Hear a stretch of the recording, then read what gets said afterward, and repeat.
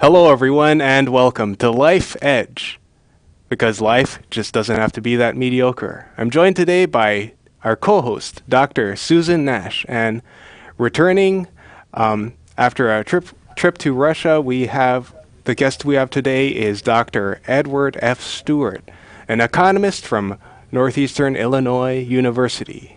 Anyways, let's get going. Hello.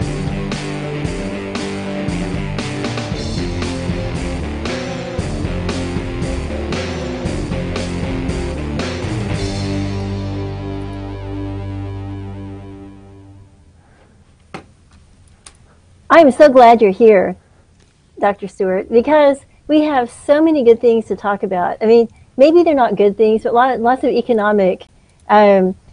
exciting economic situations. And I thought, Yes, I don't know, exactly. that we were talking earlier about Brexit. So let's just jump in. What do you think about Brexit? I've always thought it was a mess, and I didn't realize how much of a mess it was going to be. But it's turning out more and more and more different parts of the United Kingdom, and not just their economy, but the lives of ordinary people that are going to be affected in ways. It's one of those examples, Susan, of things that are simple in the beginning or seem to be simple and then have just an infinite number of waves of unintended consequences. And that's what they seem to be kind of going through now in all kinds of sectors of the economy. We were just talking beforehand that yesterday the chair of the Society of British Automobile Manufacturers was saying that after Brexit, automobile production in Britain may drop by 50 to 75%. Britain, a lot of people may not know this, but Britain is really the home of the major Japanese automobile producers who are producing in Britain, but they're producing mainly for their customers in the EU. And once there are tariff barriers or customs formalities or different import requirements facing those manufacturers, they may be relocating a lot of their manufacturing. The head of Airbus said also that a lot of their production, which is now in Britain, may be moved to the continent. Airbus is a consortium of 4 countries: Germany, France, Spain, and the UK. They all build parts of all of the Airbus passenger aircraft, and a lot of the British components of those aircraft may now get shifted to Spanish factories or French factories or German factories. That's amazing, and that's just tip of the iceberg. I understood the argument from the point of view of like the farmers who say, for example, the cheese producers. They said, we don't want to have to create cheese, or we don't want to do low-fat sausages. So get us out of here. Yeah. But they're not the only game in town.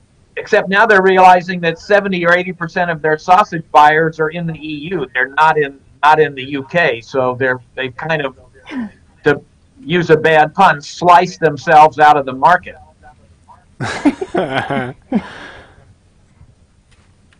Yeah, exactly. And the dairy producers won't be quite the big cheese they were before, because they're English Stilton or other kinds of famous English blue cheeses will have a much more difficult time, because one of the things, having spent a lot of time in the EU and having spent a lot of time visiting Commission headquarters in Brussels and other EU offices throughout the Union, the one thing that all of EU member states emphasize is the quality of their food. It's one of the things that kind of unites the EU against the United States, is all of our in the U.S. artificial ingredients and genetically modified organisms and low standards and quality. So once the UK is out of the EU, then all kinds of British farm products which were sold to the EU are going to face much tougher import and export things. Now, speaking of food, the heads of British supermarket chains like Sainsbury and Tesco, they said as soon as Brexit hits, there may be as much as 40% of British grocery shelves empty because of the products they used to get from the EU.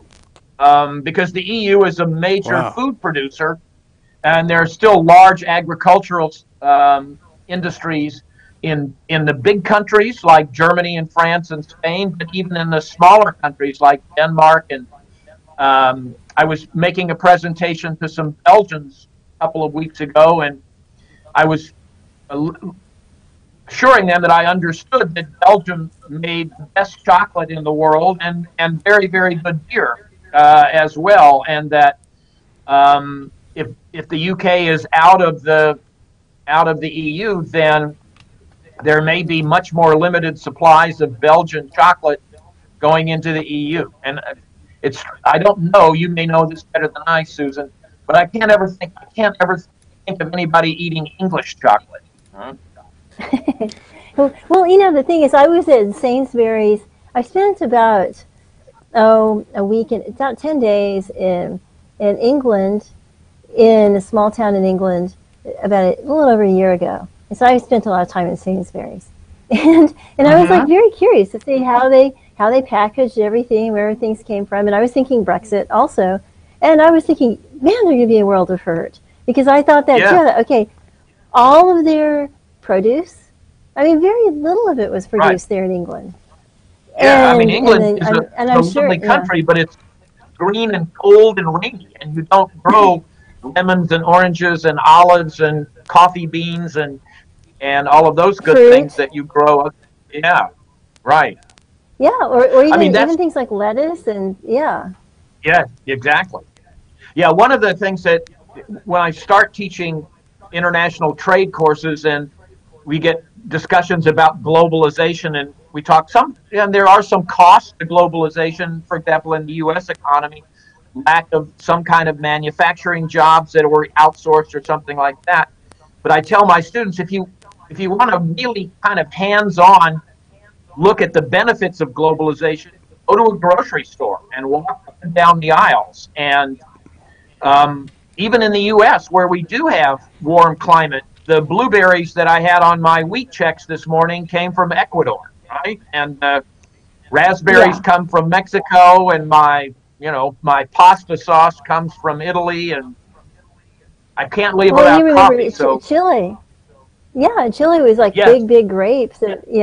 Right. And I think, and then one thing I've noticed too, like, okay, so I've been trying to wrap my head around why on earth people voted for it. So I was actually surprised to see videos with younger people going, oh, well, we need to have self-determination, so we're a democratic state, and we'll just replace all this with the Commonwealth. And then they go through, the 63 things or 50-something countries of the Commonwealth, and many of them are small island republics in the South Pacific, but I mean, there are some big ones. There's India, there's Australia. So and then we saw Meghan and Duchess Meghan and Prince Harry going to Fiji and New Zealand, and like clearly like talking Commonwealth, like we'll just replace that. But don't you think that's easier said than done?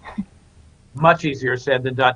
And like you said, the variety you're going to get from the Commonwealth is not nearly what you would get from the EU. And one of the benefits that I always talk about, the benefit to the UK being in the EU, is that prior to 1973, when the UK joined the EU, you couldn't denigrate anybody's food any worse by saying it was like English food, right? The idea or the phrase English cuisine is one of those old George Carlin oxymorons like jumbo shrimp or military intelligence. But one of the things that the EU and the Channel has done is made it possible for really interesting and variety of restaurants in London, and not just London, but Birmingham and Manchester and Newcastle, and that may be in jeopardy as well. I think that Benjamin Disraeli and Queen Victoria would hate this. Yes, yeah. They would Churchill. hate it. Oh yeah. I mean, and yeah. To switch from economics to politics, the UK is going to get its own sovereignty, but it's a pretty small country. Right? It's not a heavyweight. They're three heavyweight countries militarily and economically in the world, really two and a half. The U.S. and China, and Russia is a big country. It's a big country militarily. We might be able to talk about their economy a little bit because that's not such a success story. But the UK is pretty small potatoes and won't count for much on its own. The only reason it counted they were only good because it's because of the EU and empire. NATO. Yeah, and the empire before that. And like I would argue that the slow fragmentation of the Commonwealth, or the lack of influence, I mean, it hasn't been handled well. I mean, I was in South Africa, and you could still see there's a lot of relationship between, I was in Cape Town, you could see relationships between England and South Africa, but there's so much hostility toward the empire that it didn't have to be that hostile, and there could have been some transition. But I mean, and I don't know if you can blame it all on England. You have to take the that's complicated. It's not just British, but you have the Dutch and the Boers and all. Yeah, exactly. Yeah. See, you have that, but then, like, same with India. I mean, India, there's still, and Pakistan, great alliance, but there's still anxiety and frustration. I mean, otherwise you wouldn't be seeing all, terrorism and stuff. Exactly. So it's not just an easy fit, and also it's not to say that the Commonwealth, they don't have anything in place to give trade. There's no free trade zone or anything there. Yeah. They actually are protectionist. And just all of the officials and institutions that you need. When I was talking to Harold before the show, and one of the things I do with American students to impress them on how big and important the EU is take them to Brussels and show them the buildings, right? That you can read about something in a book or hear about it, on a podcast or something. But if you go and see how huge the Commission building is and the Parliament building is, and go to Frankfurt and see actually the brand new skyscraper of the European Central Bank. You get some idea of what a large and important institution the EU is, and by Britain dropping out, they're going to be a kind of a footnote in international politics and trade and influence that they're kind of giving up. Yeah, just before the show, Ed and I were talking about a trip that he had taken, I believe, 40 students in 2002 to France and Belgium. That was when the euro was. And the Netherlands. Yeah. Oh, right. I always one of the things when I start off, Harold, talking about the benefits of the euro, I say, actually, the real beneficiaries of the euro are American tourists who, if you're going on one of those, if it's Tuesday, this must be Belgium, and you're in, 4 countries in 5 days, and you don't have to change money all the time. Yeah. And the euro is a much easier currency to deal in than the good old days of the Italian lira. I used to impress people with leather ties I bought in Florence that cost $5,000, and they'd say, "Oh, that's a lot of money." I said, "No, it's at $2.50. It's 2,000. It's 2,000 lira to the dollar, and so it's a beneficiary actually to American companies, obviously, Because if you're, I should do full disclosure here again. I'm a stockholder in Starbucks. And if you're Starbucks doing business in all 28 member states of the European Union, the people at Starbucks would like to have the UK on the euro and Sweden and anybody else who's not on the euro because it makes their accounting and foreign So much exchange easier. risk management so much easier. Yeah. One thing about Brexit, not directly about Brexit, but I remember a while ago there was talk in Scotland that there are some groups in Scotland that wanted to kind of break off from the UK because they're at the time they're. You bring up Oh, right. a I remember really that. good Yeah. point, Harold. One of my predictions is kind of an off-the-wall prediction, but I'm an economist, and so we can sometimes make off-the-wall predictions. Yeah. But after Brexit really goes through, and it's a hard Brexit, it's a hard exit, then the next thing that will happen is that Scotland will secede from the UK and apply for membership in the European Union. Interesting, yeah. And then I believe they're that. going to In fact, need they mentioned it too. Yes, and then they're going to. Then the next thing. This is only personal, but the next thing they're going to need is a head of state. And I'm going to suggest that since they had the Stuarts before as their monarchy, I would agree to go back to Edinburgh. And all I need is a modest castle, right? And I'd stay out of day-to-day politics, but if they wanted my opinion, I'd be happy to give it. But all facetiousness aside, in the Brexit Was your vote... Was your mother's name Mary? No, unfortunately not. But my sister is Mary Ellen, right? So, yes. That works. Yeah, that works. And Edward, right? That's a pretty good English name or a British name for a king. Oh yes. Right. The Brexit vote in Scotland was very pro Remain. I think something like 65 or 70% of the Scottish voters voted to stay in the EU, and the independence voters in Scotland, especially members of the Scottish National Party, the SNP, their vote for independence from UK was based on a fear that the UK would want to exit the EU. So, mark my words, in 5 or 10 years, we could be discussing the Scottish application to join the European Union.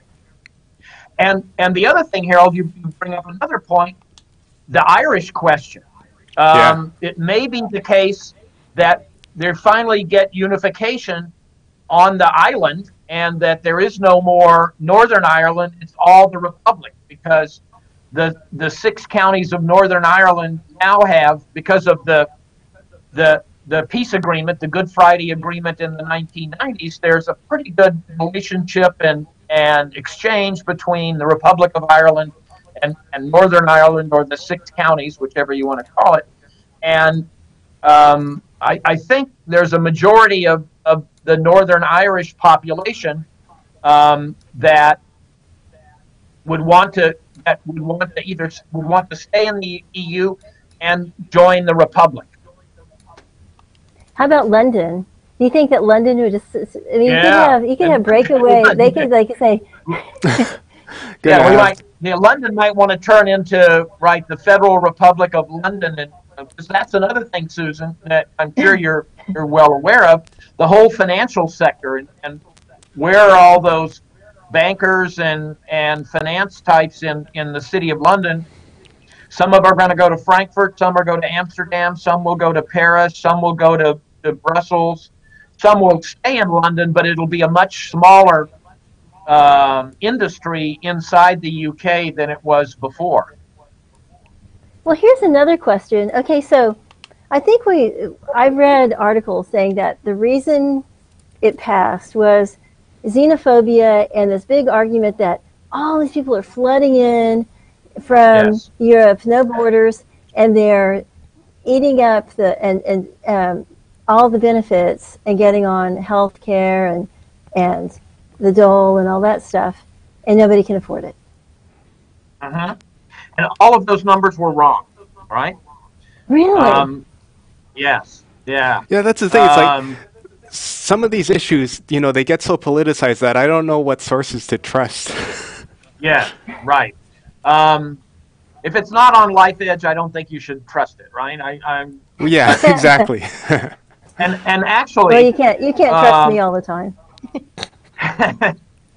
I, I'm something of an Anglophobe in terms of my sources, Harold. The only paper I read every day is the Financial Times, which comes out of London, and I only read I only have subscriptions to two magazines. One is the New Yorker, and one is the Economist, and the Economist comes out of London as well. So to get real good sources, the British, that's one of the things the British still do better than I think anybody else. So yeah, the sources for the information about the campaign for leave was led by, this is surprising, I know you'll be shocked, but led by Rupert Murdoch papers, right? Right. The Sun and so Hello Magazine, the Sun, Daily Mirror. Yeah. So we had caravans of Poles coming into England, and we have caravans of criminals coming into the southern border of the United States, and they're equally accurate, right? One of the problems in almost every European country, and it's not quite a problem in the U.S., but to some extent, is that their populations are shrinking, right? And so, for the National Health Service in Britain, if you don't have Polish nurses and Italian orderlies and Indian doctors and so forth, your health service is going to be lacking in personnel. I had an experience with the English, well, actually two experiences. I've ridden in an ambulance in England twice. Wow. Anyway, I know. Well, one time I was in Manchester, and I don't know, jet lag or whatever, I got the timing wrong on taking my medicine. And I was taking something like Cipro. It was pretty strong. So I started feeling really weird and tingly and stuff. And so I called downstairs, and they first of all asked me how much I had to drink. And then they asked me if I was pregnant. And I thought, I just was asking if there was a doctor. And they said, well, no, we don't have a doctor. And so they just called an ambulance. So, well, okay. So I went to the hospital, and it was pretty fast. And they got me in, and they said nothing was wrong, and just take your medicine and whatever. And then the last time I had to go, I was walking along, and I had my iPhone. I was backing it, taking a picture. I was in the East End, and I tripped on it, and I hit my head. And so I was just like gushing blood. And so I actually thought maybe I thought I was going to die. So I looked really bad. And so they called an ambulance and my hair was all matted with blood. And so I thought I would have a long wait time. There were a lot of people in the waiting room. It was again, and also, both times, it was mainly East Asian or South Asians who were taking care of like the doctors and stuff. And they were very polite and very very professional. Anyway, so I was sitting there doing all this stuff, and they started saying, okay, we'll wait for a while. Then conveniently my head started bleeding again. So they got me right in. And it didn't cost me anything. But I will say that they didn't even x-ray me. They didn't do anything. And they didn't happen to see that I had hit my hand either. And so like that night, they didn't even clean it or anything. They didn't notice. And I was kind of like shocked. They didn't even mention it. That night, my hand was like, oh, I thought I'd broken something. But I didn't. And my head was fine, but I thought, okay. They didn't even ask me for any kind of payment either time. Nothing. Nothing. Yep. So I was impressed with that, and I was impressed that I lived. But I was also, and I was impressed. And I was impressed I didn't have to take a lot of unnecessary tests. But it was basically, I mean, it was like each time it was like going in a time warp, like 1950s type of hospital. One was in Manchester, the other's in England, in London. Yeah, my younger brother has a much tougher job than I do. He teaches high school kids, and he takes Wow. high school kids to Europe, and he had No. the same kind of experience in France. One of his young men was skateboarding in Versailles, not inside the palace, thank God, but in one of the concrete steps or something like that. Broke his arm and got rushed to a French hospital. They treated him, putting him in a cast, gave him some pain medication and sent him out the door, and that was it. No insurance forms to fill out or anything like that. So It's amazing. I mean, I think it's great. Now it's no frills, but no. I mean, but you don't really, if your head's no bleeding, frills. you're not really interested in frills. You're not really interested in lovely artwork and so forth like that. You want somebody to fix it. Yeah. Yeah. Yeah. So the population. Yeah. Yeah, that's one of the real issues in Europe that only it seems to be political leaders and academics and social scientists are looking at, is that the real population question, and the population question is population decline. Mm-hmm. Well, yeah, and that kind of crops up in any first world country, or like, any developed country. Eventually, it starts getting too expensive for people to basically replace the population. Yes, right. And you have kids, as my father, who was a CPA, always reminded me, you're a liability and not an asset. So once societies go from rural and agricultural to urban and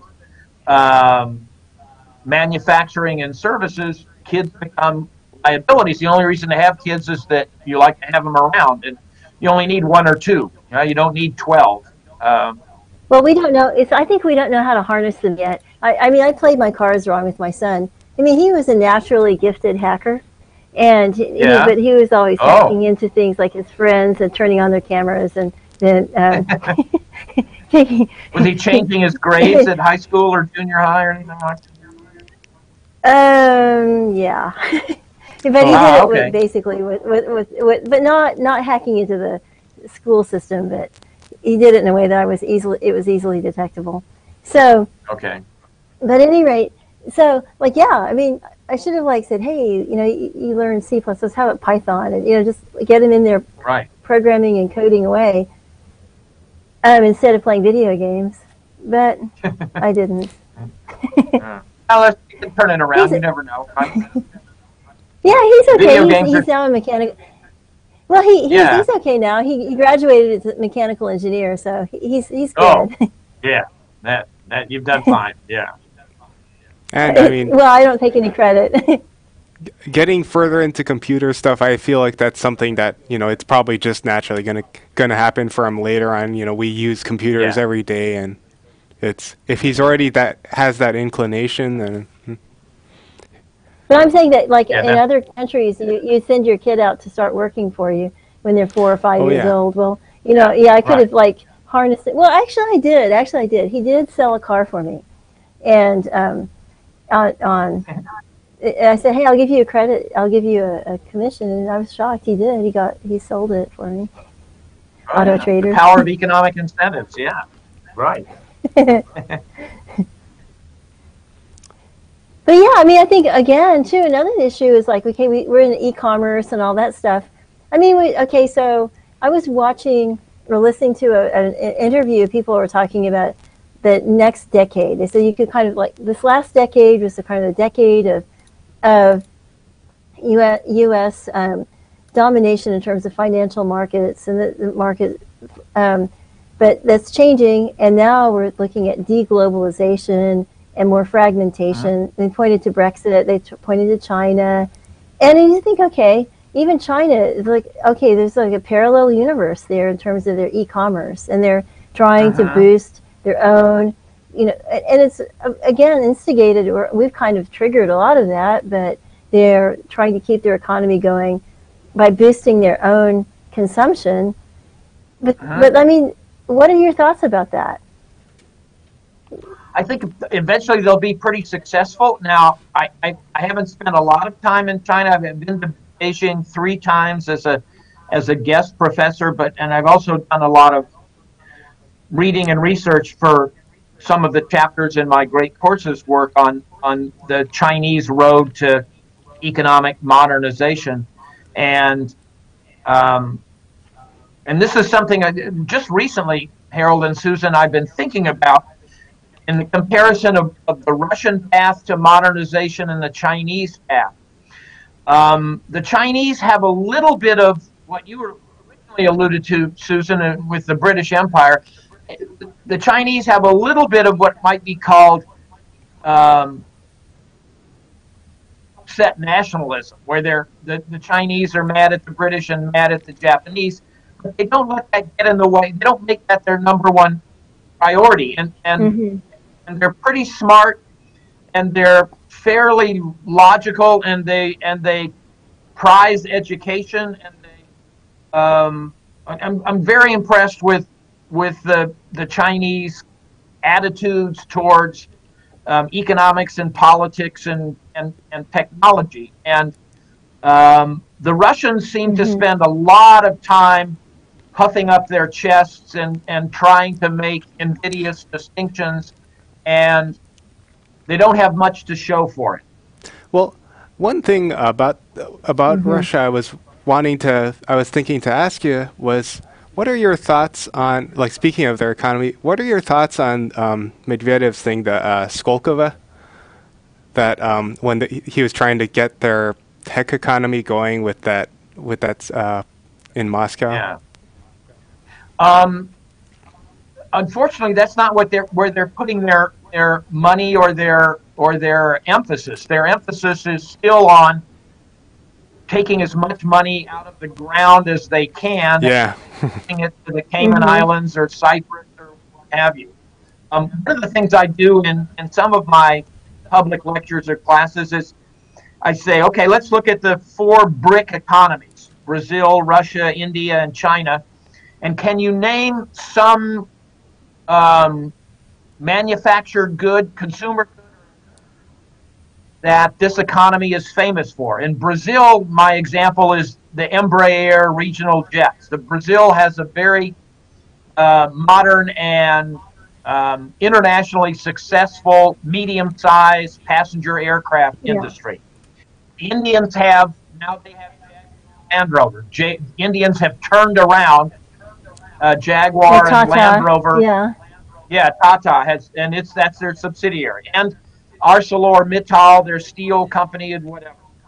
And the Chinese, my laptop is a Lenovo, and all the brouhaha about Huawei. But then go to Russia. Is there anything that we have that we buy from Russia that's a manufactured or something that's world-class technology? And the answer is no. What we buy from Russia is vodka and oil and platinum and chromium and things that come out of the ground. They sell a lot of natural gas, right? A lot of natural gas, exactly. And they don't really make anything that they can export, and I think that's a real negative critique of their economy. And to go back to Susan's questions about the Chinese, I think depending on what kind of political barriers or kind of Huawei and Lenovo and so forth, but it would not surprise me. Here's another one of my 5 or 10 year prognostications, that a large number of our technology devices are going to be Chinese. Like, they used to be Japanese, and now they're all Korean, and soon they'll be Chinese, and automobiles as well. I think the Chinese automobile industry is now the biggest automobile industry in the world, and fairly soon the Chinese have done a great job with Volvo. I think Volvo, which is a nice Swedish company, it's not a Swedish company anymore. It's a Chinese company, and I think that they're about to enter the export market for automobiles as well. Well, and they're trying to get more acceptance internally of their cars, because everybody said, and people don't want to buy a Chinese car, Yeah. they want to get an import. But now if Yeah. they're forced to buy Chinese and the quality goes up, because what's happened Right. usually is that they'll export the highest quality and keep the dogs for the domestic market. Right. But now that Yes. they'll start having the nice stuff for the domestic market, perception will change. Yes. Right. Yeah. And it may take a while, and it's a country with 1 billion people, so it's kind of hard to turn around policy really quickly. But what they've done in really less than 40 years, because Deng Xiaoping only made his turn in 78 and took very small steps, but did the right kind of small steps. And and I must say, all of the Chinese that I run into as students or professors or business people, they're world-class citizens, and that's what they want to be. I think that one of the things that China is doing now is that with the Belt and Road Initiative, and also with trying to develop more gas resources in Sichuan and West, and they're trying to even out the pace of economic development, because so far, like in the Southeast, is super highly developed, Shanghai and the standard of living, and lots of millionaires, and there's a lot of income inequality in China right now.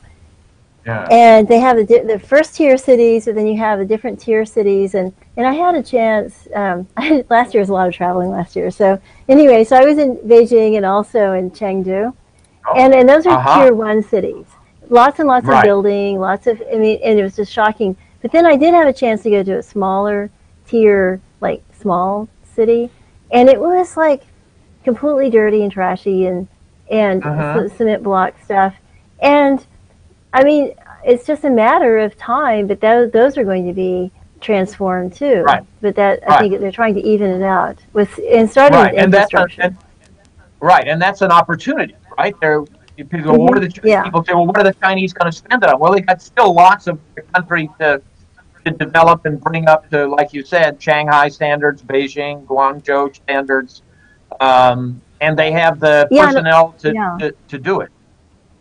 And a lot of the people that had gone away to work in the factories and left behind their children and being raised by grandchildren, they're finding that the cost of living in Guangzhou and all those places is too expensive, and so Shenzhen, and so they're going back to the small towns, but they've got all this experience as entrepreneurs, etc. So they'll have, and they have a little bit of savings.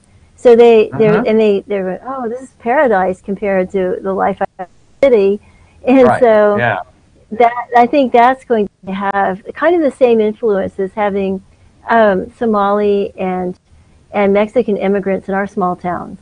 I mean, they're a dynamo. Yeah, exactly. Yeah, and looks like we're at the end of our time. So thank you for coming on our show again, and we'd love to have you on again sometime in the future. Sure, I think we could have another 5 or 6 hours of conversation about these things. Yeah, there's a lot of interesting topics out there in the world economies. Yes, absolutely. And of course, I tell my students in international economics these days, there are about 100 questions and more than 2,000 or 3,000 answers. Right? Yeah. Yeah. I like that. Yes. All right, then. Well, thank you very much for being here. Nice to see you again, Susan. Nice to see you, Harold. Yeah. Nice to see you, my pleasure Dr. as Stuart. well. All right. Well, thank you, everyone, for tuning in to Life Edge, and we'll see you next time. Bye, everyone. Bye.